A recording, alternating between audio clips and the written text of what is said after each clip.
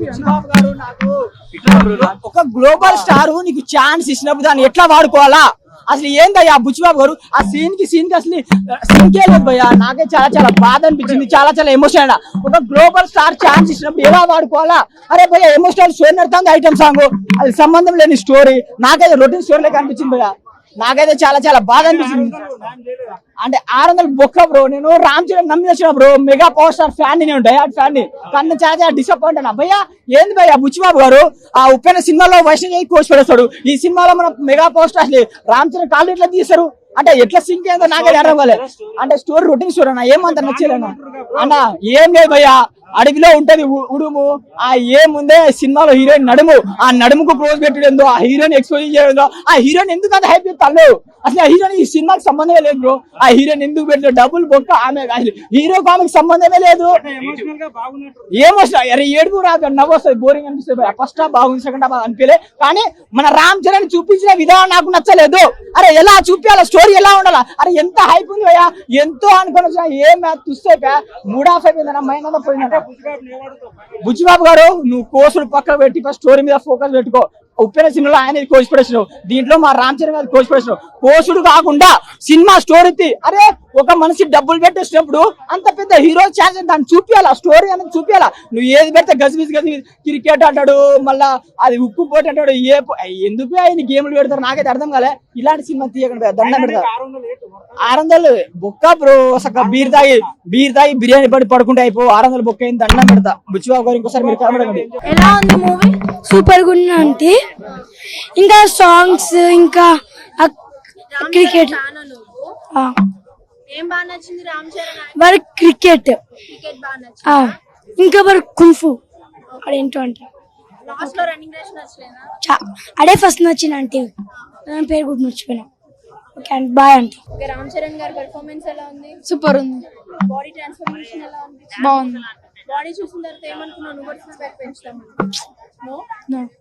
So 3 games అయితే ఉన్నాయి అందులో 3 స్పోర్ట్స్ అయితే ఉన్నాయి నీకు బాగా నచ్చిన స్పోర్ట్ క్రికెట్ బాగా నచ్చిందా సో నీకు బాగా నచ్చిన సాంగ్ ఏంటి చికిరి సాంగ్ నచ్చింది సో మూవీలో ఒక మెసేజ్ అనేది అయితే ఉంది నువ్వు అది గ్రాప్ చేసావా నో ఓకే ఓవరాల్ గా నీ మూవీ ఎలా అనిపించింది బాగుందా ఎలా అనిపించింది మూవీ సినిమా అనేది ఎమోషనల్ గా టచ్ అయింది అంటే గుండెకి టచ్ అయింది అనేది ఈ సినిమా అంటే ఇప్పుడు స్పోర్ట్స్ కోసం మనం ఎట్లా చేస్తాం మనం ఎట్లా అంటే మన ఇండియా కోసం ఎట్లా చేస్తాం అనేది సినిమా మాక్సిమం సో చాలా మంది కూడా గేమ్ చేంజర్ తో పోలుస్తున్నారు సినిమా గేమ్ చేంజర్ వేరే ఈ సినిమా వేరే ఈ సినిమాలో 3 రకాలు 3 hours 15 minutes అనేది ఫస్ట్ టైం కదా ఇట్లా తీయడం తెలుగు సినిమాలో ఎప్పుడు రాలే అంటే చాలా లాగ్ ఉంది అంత పెద్ద హీరోని పెట్టుకొని అసలు ఏంటేంటో చూపించేసారు లాస్ట్ లో కాల్ తీసేసారు అని చెప్పి చాలా మంది అంటున్నారు అంటే అది కాలు ఉండడం వల్ల ఏం లాభం లేదు వాడికి అందుకే కాలు తీసుకోడు అంటే రెస్లింగ్ ఆడలేడు ఒక 10 minutes అట్లా ఉంది కానీ సినిమా మాత్రం బ్లాక్ బస్టర్ సిజీ వర్క్ ఎలా ఉంది గ్రాఫిక్స్ కానీ గ్రాఫిక్స్ అసలు అది చూడలేకపోతున్నాం మంచిగా అనిపించింది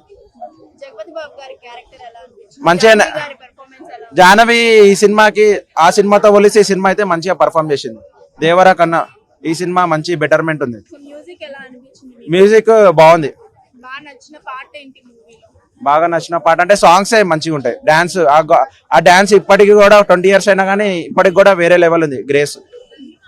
ఎక్కడ కూడా తగ్గలేదు 3.5 ఇస్తానండి స్పోర్ట్స్ బాగున్నాయి క్రికెట్ రామ్ చరణ్ గారి పెర్ఫార్మెన్స్ ఎలా అనిపించింది సూపర్ గా బాడీ చూసి రామ్ చరణ్ గారు 6 pack పెంచుకున్నారు కదా సో నువ్వు అది చూసి ఏమనుకున్నావు నువ్వు కూడా అలానే అవ్వాలి సో నీకు బాగా నచ్చిన మనం వెరీ హార్డ్ వర్కింగ్ చేయాలని అనిపించింది ఓకే రామ్ చరణ్ గారిని చూసిన తర్వాత ఎక్కువ హార్డ్ వర్క్ చేయాలనిపించింది ఓకే నచ్చిన సాంగ్ చిక్రీ సాంగ్ నచ్చిందా నచ్చలేదా ఓకే యావరేజ్ లాస్ట్ లో రన్నింగ్ రేస్ ఉంటుంది కదా అలా కాల్ తీసడం కరెక్ట్ కాదు అని అంటున్నారు నిజమేనా కాల్ ఇస్తే బాగుందా కాల్ దాన్ని మళ్ళీ సఫర్ అయ్యేవాడు కదా కాలుంటేనా కుంటుతున్నాడు ఓకే నీకు బాగా నచ్చిందా మూవీ నచ్చింది 5 out of 10 ఇస్తావు నువ్వు మార్క్స్ 4.5 థ్యాంక్ యూ అంత కష్టపడ్డాడు ఆ కష్టం అంతా కూడా మాకు ఆ స్క్రీన్ మీద కనబడింది ఇవాళ each and every frame Ram Charan తప్ప ఎవరు కనపడలే మాకు చాలా బాగుంది movie I was really shocked అండి. జగపతి బాబు గారి ఆ క్యారెక్టర్ చూసి నేను చాలా షాక్ అయ్యాను. అంత ఆయన కూడా చాలా బాగా చేశారు. మంచి క్యారెక్టర్ ఇచ్చారు ఆయనకి. ఎప్పుడు లేడీస్ అంటే లేడీస్ హీరో లాగా ఉండేవారికి, బట్ ఈ దాంట్లో ఒక ఊరి కోసం ఆయన చేసిన శ్రమ చాలా బాగుంది. And really good story by director, చాలా బాగా తీశాడండి. Background music is ultimate.